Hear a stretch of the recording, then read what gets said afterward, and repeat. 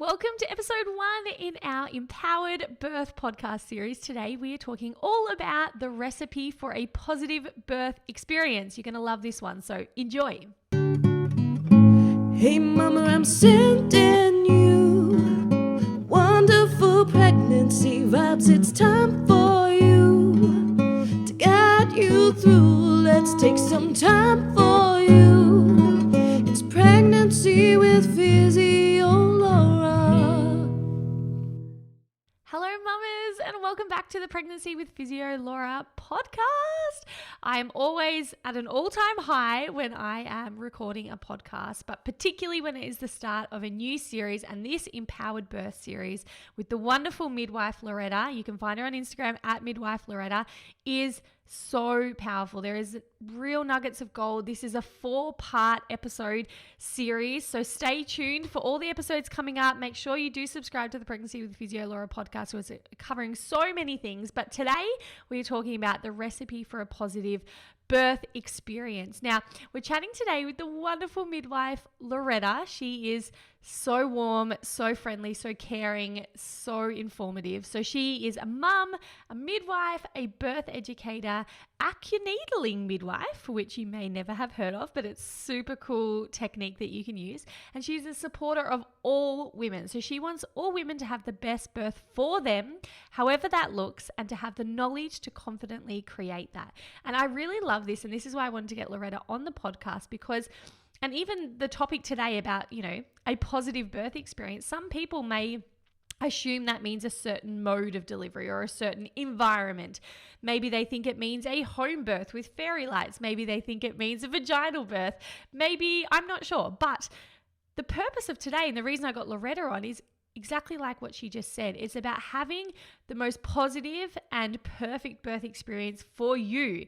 And that's what the theme of this entire podcast series is. We joke in the podcast about you do you, boo, but that really is my ethos for everything, and also Lauretta's. It's about there is not a perfect birth for every single person on this planet, but there is the perfect birth for you. And so what we talk about in the podcast today is talking about just all the things that you should know about, and you can take what you want out of it to create that beautiful, positive birth experience. It doesn't mean it's all going to work for you. It doesn't mean that's how your birth's going to pan out, but it's about giving you all the information that is available, that is backed by science, that is evidence-based, and then you take from that what feels really good for you. So it's just going to be such a wonderful series. Today, specifically, we are covering the importance of being private, safe, and unobserved in labor and birth. So we talk about how you make a baby is how you need to birth a baby. We talk about how we should avoid the 4 L's and what they are and why they may pull you out of your birth bubble.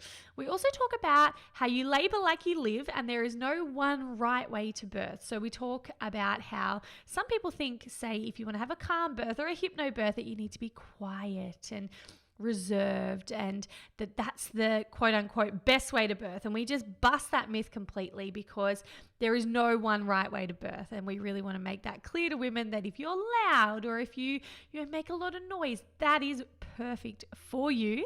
There is no one right way to labor and birth. We also talk about pain, and I think this is really important. We reframe the idea of pain and how we don't need women to be saved. We need cheerleaders. We don't need rescuers in birth. And I think that's such a pivotal point for support people. So if you're listening to this podcast and it resonates with you, you may want to send this to your support person, because I think it's really important that you're both on the same page and that they know that they are there to be your cheerleader. They don't need to save you. They don't need to rescue you. They need to support you and cheerlead for you. And knowing how pain works in labor and the importance and the function of it, not the dysfunction or the pathology of it, how important that is. So yeah, super, super important. And what we have coming up in this series as well, so make sure you do subscribe so you don't miss out. We're going to be covering optimal maternal and baby positioning. We're going to be covering perineal preparation and how you can reduce your chances of having a perineal tear.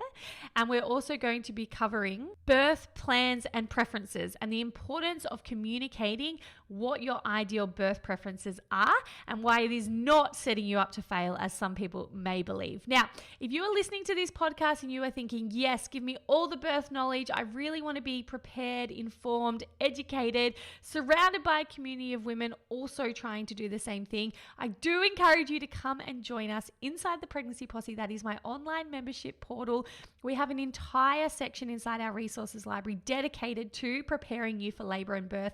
Now, I don't take the winging it approach. I do take the surrender approach for sure. I do. But winging it, I don't think serves us, because I think preparation is key. Now, inside the resources library, I have my hour-and-a-half live active birth class that I filmed that is for you and your partners. That in itself is worth its weight in gold. I get so many reviews and feedback on how important that class was. But I also have birth affirmations, birth mantras, breathing techniques for the active phase of labor and the pushing phase. We cover so much.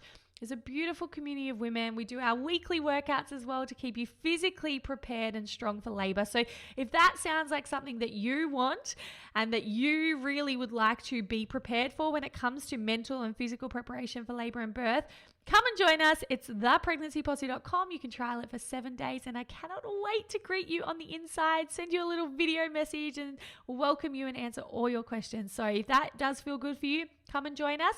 Otherwise, without further ado, let's jump into this beautiful chat with Midwife Lauretta, all about how to create a recipe for a positive birth experience. Enjoy. Thank you so much for joining me on the podcast, Lauretta. As we were doing in our pre-show recording, I love your vibe. I think you've got such a beautiful mix of evidence-based, really sound information to share with women, but also so empowering. You're like the biggest cheerleader for a pregnant woman. And I love that warmth that you convey. And I know that everyone listening to this will feel that. So thank you so much for joining us on the podcast. Thank you so much for having me, Laura. I'm so excited to chat to you today. Well, we're going to start off with positive birth experiences. And so what I mean by that, and we were just talking about before as well, is like how a woman feels. And I want you to discuss with us what you think is like the ultimate recipe for a positive birth experience. Yeah, so I think for me, when we look at what kind of things are important to help create that positive experience for a woman, as we were talking in our little pre-chat, it's not always about the type of birth that a woman has, but how she's made to feel. So what can we do to help a woman feel really safe, respected, and supported? And so when we talk about a recipe, probably the key factors I would think about are, those words of privacy, safety, and a woman being unobserved as well. So they would probably be the key things I would factor in. And so so I'm just thinking like a typical low risk woman laboring at home, what would you encourage? Would it be maybe from an environmental point of view? What would you encourage her to be thinking about in birth preparation to make sure that she feels private, safe, and unobserved? And then how she might transfer maybe some practical strategies and things into the hospital to also feel those things as well. Do you have any tips? Yeah, so I think at the start, one of the most important questions for women to ask themselves would be as simple as, what makes you feel safe and where do you feel most safe? So when it comes to, choosing your place of birth and who you choose as your care provider, I think that's a really key question to ask, because we know that when women feel safe, they're supporting their nervous systems and those beautiful hormones of birth that help labour to progress and also help women, to work with pain and that sort of thing. So the key things, and this is what Michel Odont, who is a French obstetrician, I'm not sure if you've heard of him, Laura, talks about to create that private, safe, unobserved recipe. So he talks about avoiding the 4 L's. So that is, the first one is language. So trying to avoid too much talking, lots of conversation, and sort of anything that is pulling the woman out of that, just being in labour space, in that labour land space. So for partners, that would be, anticipating needs and really being mindful of the environment around the woman, whether that be at home or if they're birthing in hospital.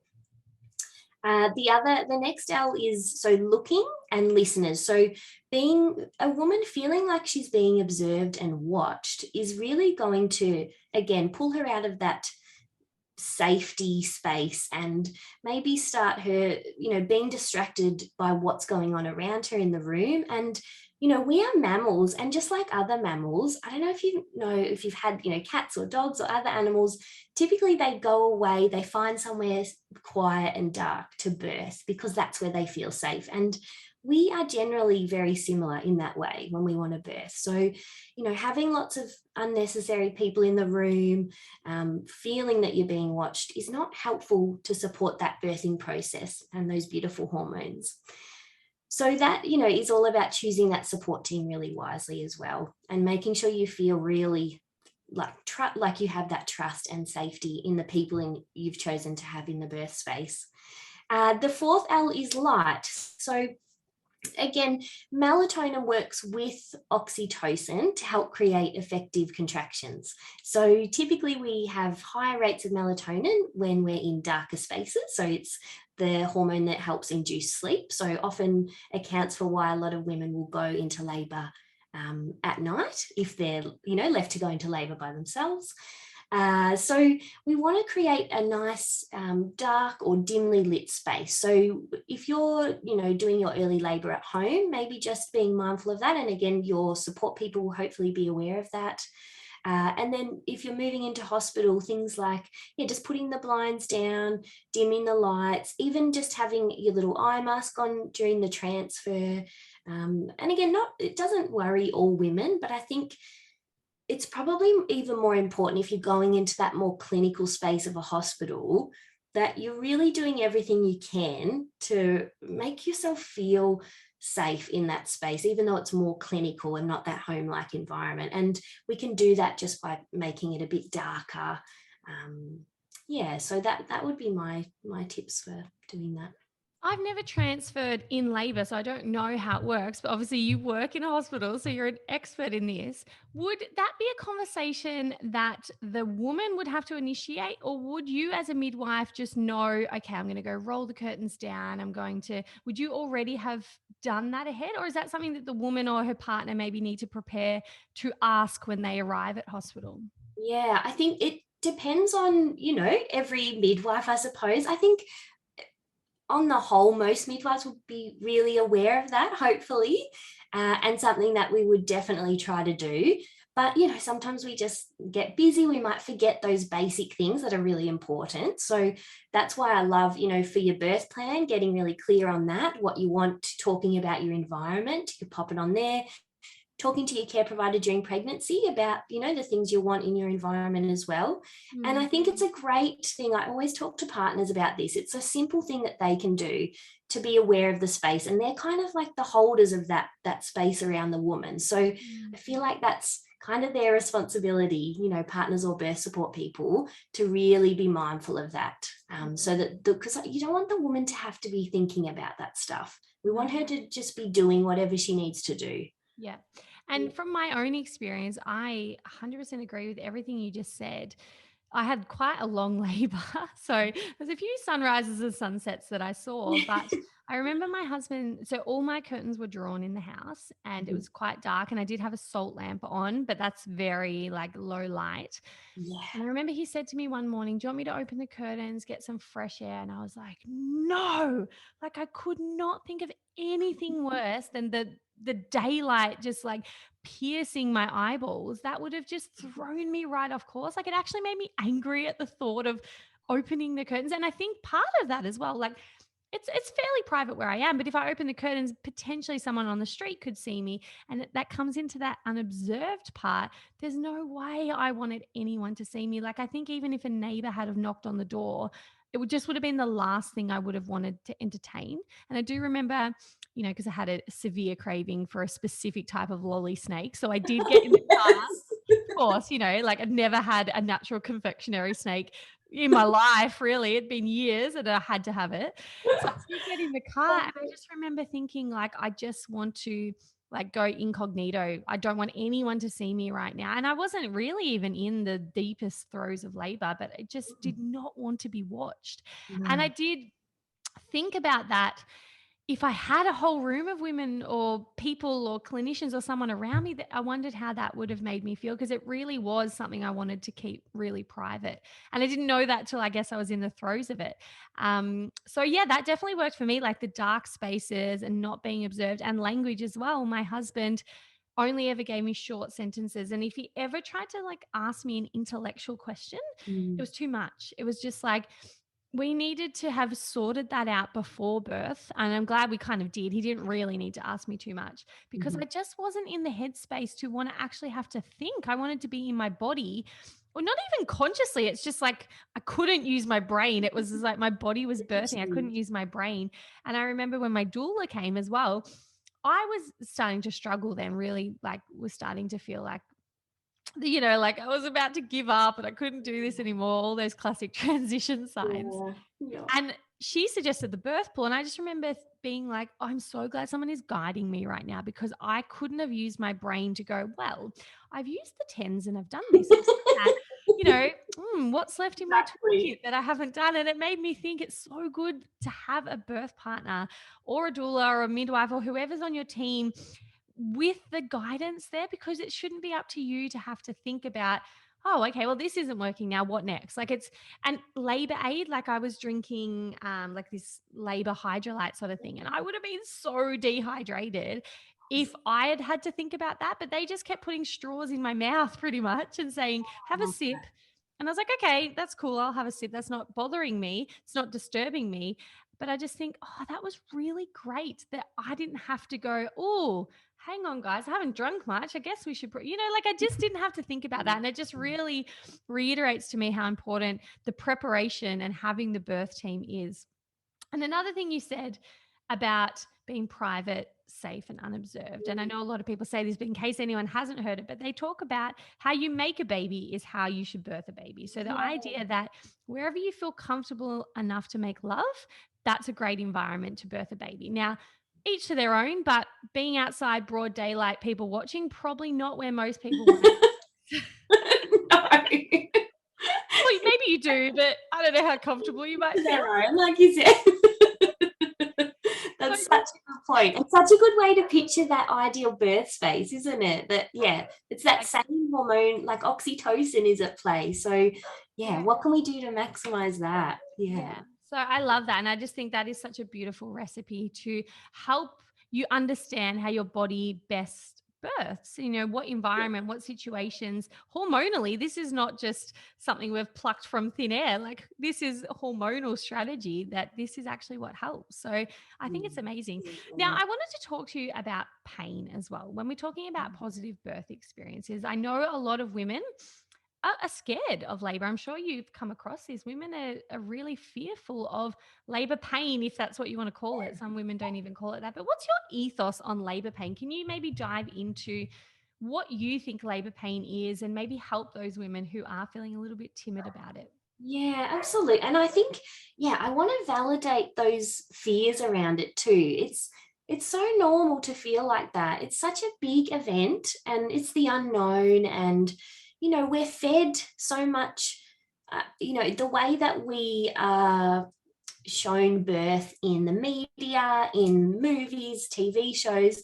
Honestly, I find it really hard to watch a lot of birth scenes because they're always highly medicalized. And I'm not saying there's not a place for that, but they're often quite sterile, quite often emergency situations, like the waters break, the woman has to run to the hospital, or, and it doesn't often happen like that. Sometimes it does, but that's probably more rare.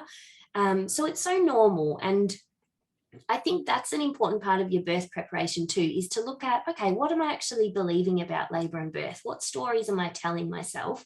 And for your birth support person or your partner as well, because you bring that with you. So you're going to base your experience and how you're thinking about it leading up to the big day on those beliefs. So that's really important. Are they credible? Can I change them if they're not helpful?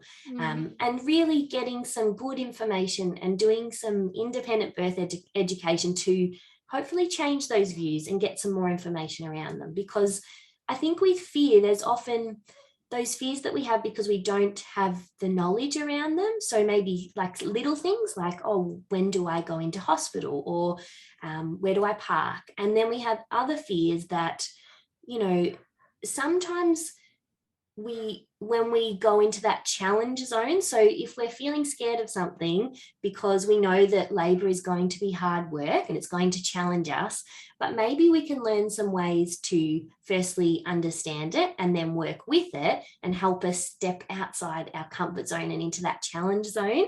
And so then that fear can be a really positive thing. And I don't think it's realistic to say that shouldn't have any fear going into labor and birth, because I just think that's, for a lot of women, not going to be possible. So with that in mind, when we're talking about pain, obviously a really common fear for women, I think culturally we don't value the experience of pain in labor. You know, I think we look at our elite athletes and we kind of see them working at their peak and we're a little bit in awe of them. And we don't look at them as needing to be saved. Whereas when we look at women in labor, often there is that perception that, oh, we need to fix it or we need to change it. And that's a real cultural thing, you know, in Australia and other countries where there's more, you know, higher intervention rates and that sort of thing. So if we step that back a little, I think it can be really helpful when we're looking at labour pain. What is it actually doing? So when all is well and the body is working normally, we call that physiological pain. So the pain of labour is physiological. It's the body carrying out a function that it's designed to do. So the uterus is a muscle and it's working hard and doing what it's meant to do, and then creating all of these sensations that women feel and experience. And then we look at another type of pain, which we call pathological pain. And that's very different. So that's pain that we experience as a result of illness or injury. It's, you know, our body's alarm system telling us to maybe stop or slow down, or there's something wrong. And so I think if we can understand that labor pain is as a result of our body doing what it's meant to do, then sometimes that can help us reduce the fear, and not just for the woman, but also for her support person, because I think that's a big factor. I often see, you know, partners, they can almost start to feel a little bit frustrated maybe with us as the midwives, not always, but having that mindset of, well, why she's really struggling, why aren't you helping her, why aren't you fixing her? And that just comes back to that, you know, not having the understanding that we're seeing that as normal, that it's not necessarily something the woman needs to be saved from. Of course, you know, there's situations where we would offer pain relief or recommend it. But if all is going well, the woman's working with pain, then we don't need to save her. And one of my favorite sayings is we need cheerleaders, not rescuers. So if we can have that understanding from the woman and her support people to go, we know it's going to be challenging and hard work, but it's also normal and not something we need to be scared of and run away from. So then we're more able to, firstly, for support people, sit with it and help her work through the challenges. And hopefully for the woman, allow her to trust her body, that it's doing what it's meant to do.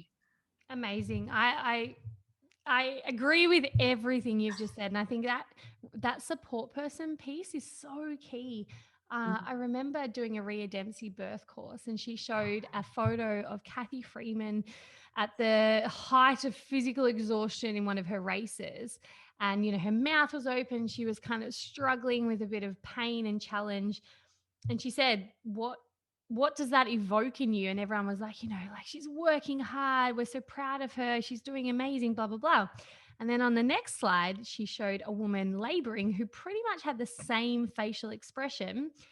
And even I noticed myself, and I was like, wow, because I knew, you know, what she was trying to elicit from us. But my reaction, and many people's reaction, was like, oh, the poor thing. Like, look at her. She looks like she's struggling, you know, exactly the same facial expression. But again, these deeply ingrained societal norms that we're like, oh, we need to save her. Like, this poor woman laboring, versus a Kathy Freeman. We don't go, oh, you poor thing, your muscles must be so sore. We're like, no, you're epic. Your body is doing what, you know, you want it. Yeah. And it's just, and it's hard. I totally acknowledge how hard it is to rewrite those stories, but I do agree, because she also, Rhea, mentioned there was a study done where I'm going to butcher it, but essentially they asked partners to like rate their satisfaction, I think, of like how they thought labor and birth went, and essentially giving their partner an epidural Mhm. dramatically improve their satisfaction rates because they struggle so much to see their partners struggling, challenged, in pain, even though it's normal, it's physiological, everything was going well, they found it really, really hard. And so they were talking about how important it was, yes, like you said, to get your partner on board. And we're not saying pain relief is bad, but to avoid epidurals and things like that, if that is not part of your birth plan, because a lot of it is because your partner is finding it hard to cope and they want to fix it. You know, they're such fix-its, aren't they? Like for me, my partner, my husband is a real fix-it guy. It's like, I'm sad. And he's like, okay, what's the solution? I'm like, I need to cry. I just need to cry. You don't need to fix it. And I think it's so important that they, are on the same page. So I really hope that any pregnant woman listening to this is also like, oh, I might flick this to my partner so that they are my cheerleader, not my rescuer. I love that quote from you. I think that's really, really important. And you obviously see it a lot in the hospital Yeah. setting, I'm sure, where maybe mum is going really well, but partner's not faring so well. And it comes from a loving place, of 100%. course. It's so hard to see someone you love in pain, but typically we're used to that when there's something wrong. So, of Yes. course, we have those associations. And I also think, Laura, taking it a step further, not just partners, but your care provider. Yes. You know, like, are they coming into the room trying to save you? And that is often what I see a lot of. And it's a really complex thing, and it comes back to that difference between, you know, obstetrics and midwifery, and how as midwives we see labor and birth as normal, and, you know, the obstetric view can be a little bit more about birth being risky and not necessarily that normal physiological function. And that is not all obstetricians. I don't mean that at all, because there are some that have more of a balanced view. But typically, you know, I see if a woman, she might be working really well, working really hard, she's doing it the way she wants to. And then maybe they might come into the room and say, oh, you look really tired. Would you like the epidural now? And again, I have nothing against epidurals. If that's what you want, you go for it. And there are places where it's helpful and supportive. But you can imagine what those comments do to a woman who she's in her challenge zone, how that can derail her from continuing to work with it, because she's questioning, oh, maybe this is going to take forever. Maybe I should get that epidural. And it just throws all of that into her mindset, which is not helpful. No, I agree. And I guess this is where we're going to talk in a later episode about it, but this is probably where birth preparation, birth planning, birth preferences becomes really important, because you get to set that before you go in so that everyone's on the same page and it's not surprise, you know, and it's not something that, oh, we haven't talked about this. So like I can tell you right now, if you had offered me an epidural at day 3 of my labor, I 110% would have taken it, because I was struggling. And I'm so grateful that it wasn't an option for me, because I had the best experience. And I'm not saying you can't. Again, I feel I'm so sick of all the prefacing, to be honest, but I do feel like I need to say, I am all for you do you. I'm not, you know, saying anything is good, right, wrong, bad. I'm just saying a lot of women at that transition point really struggling. And if something is offered to them to save them, they're probably going to say yes, even though they probably could have done it if they just got over that hump. I guess if the team was supportive of it being a normal physiological part of labor, and that you were doing an amazing job and you don't need to be rescued right now, and you've got this sort of thing. So I guess it's like a case by case basis as well. I know a lot of women who will say that they were struggling and mentally were really flopping, and they felt really unsupported because they couldn't get the relief that they, you know, they asked for relief and they wanted relief and they were struggling, and they were told, no, you've got this, honey, sweetie, whatever. And they felt so patronized and so you know, supported. And I get that as well. It's so I guess it's a case by case basis. But again, I think this is where if you come into birth with a really good communication with your team, with great birth preferences set out, then your midwife knows, you know what, Laura, I know this was important to you and I know you're struggling, but we're going to get through this, versus someone who says, you know what, I am 100% hunky-dory for the epidural. So if I ask for it, give it to me, that's going to be a different situation. So I guess it's about that preparation, which we will get onto later. But let's stay in the realm of like creating that positive birth experience, working with pain, understanding pain is physiological. I know you're an amazing calm birth practitioner and you teach many a calm birth class. Do you have any like top tips from a calm birthing perspective that maybe women could go away and practice to help them understand how they might work with their labor? Yeah, I definitely do.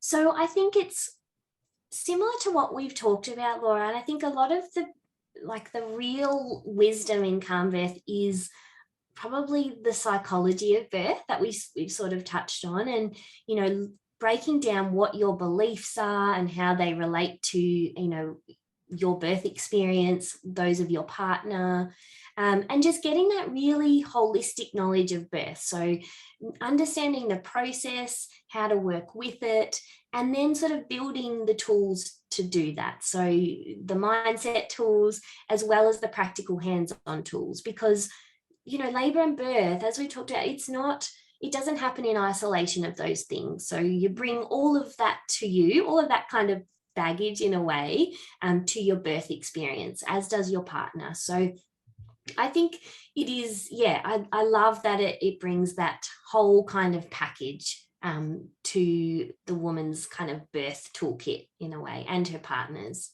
Yeah, and I agree. And look, that's probably, if you're anything like me, you're probably like, oh, that's so frustrating. I want to know like where to push on your back and, what breathing strategy to do. Yes.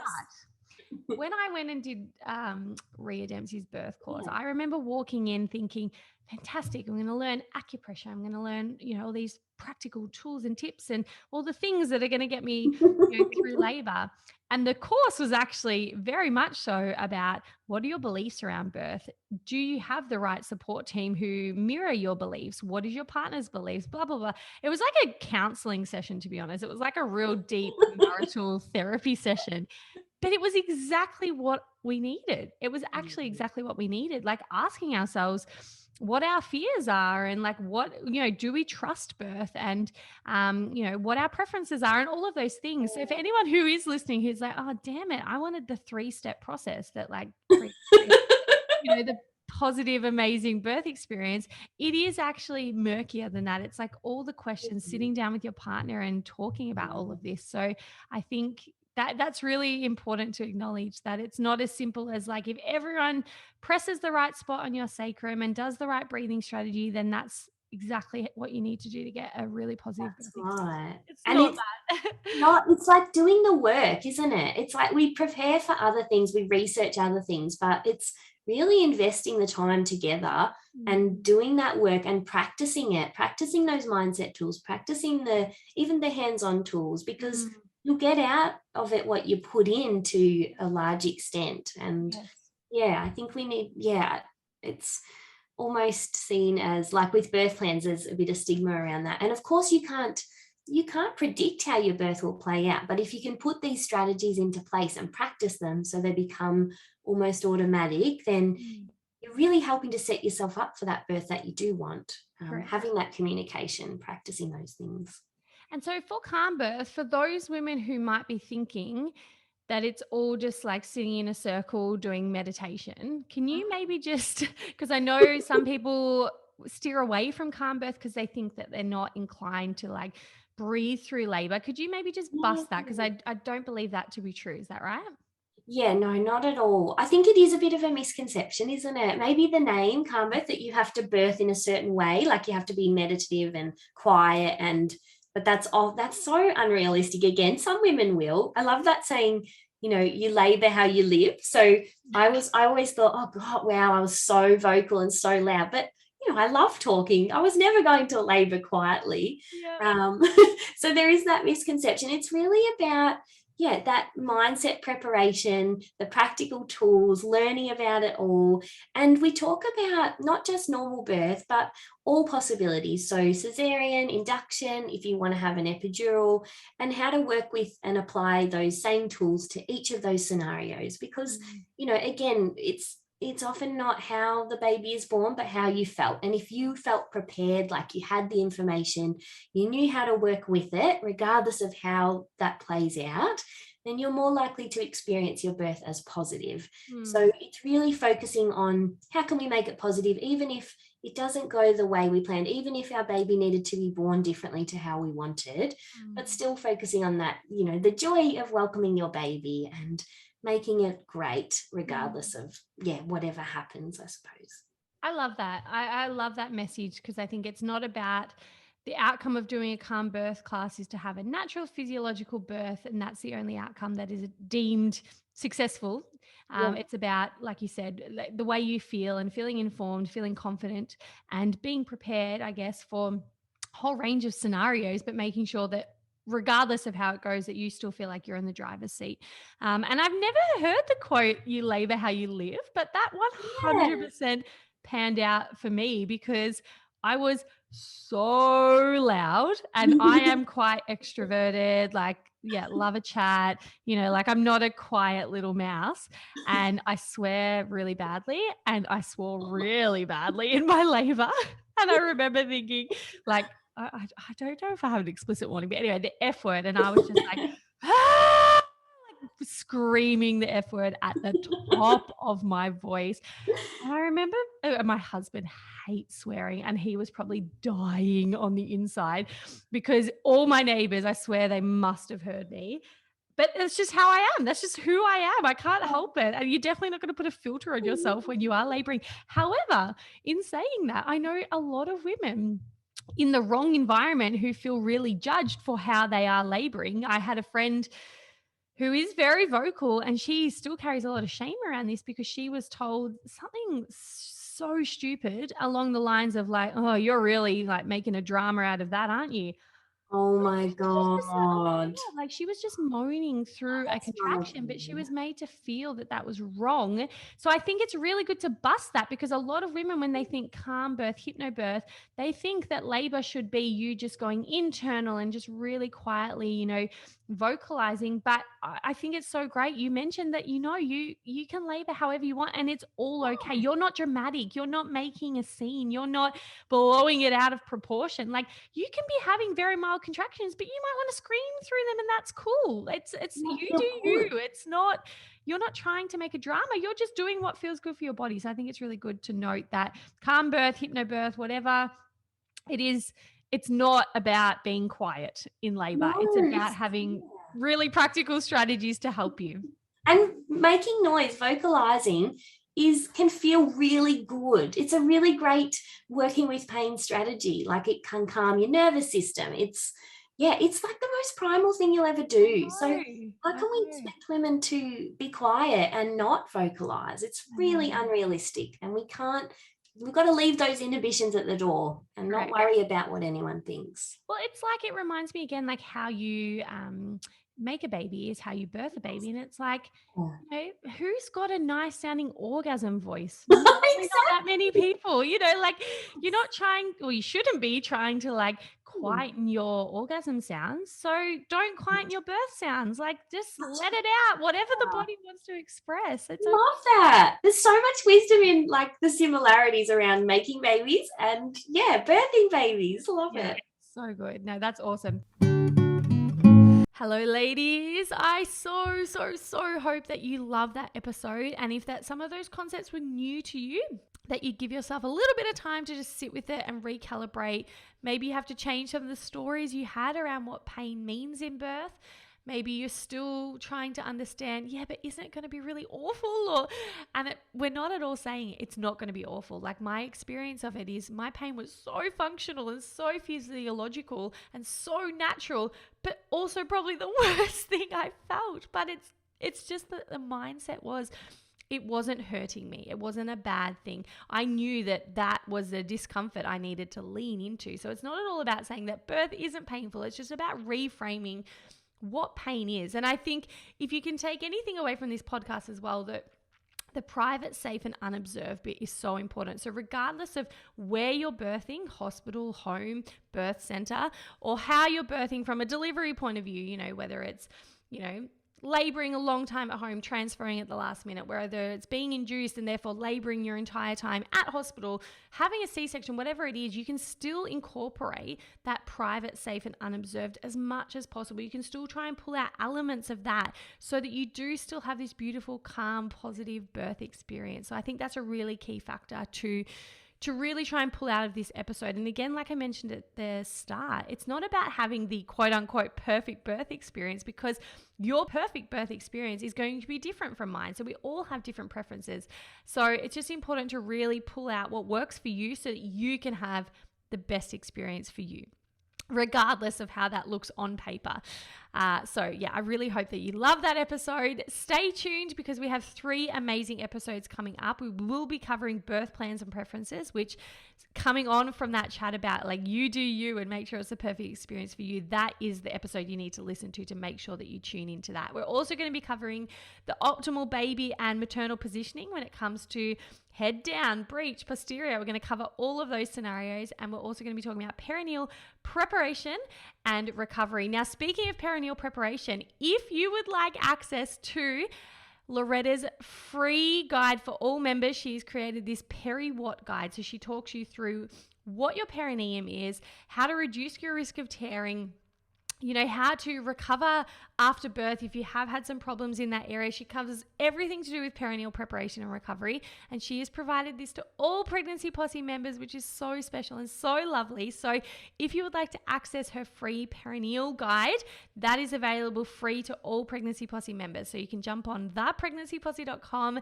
to join us, a beautiful community of women. If you want to learn how to prepare for labor and birth mentally and physically, we have so much covered in there with our resources, our weekly workouts, and this podcast bonus material. So I really do encourage you to come and join me inside there.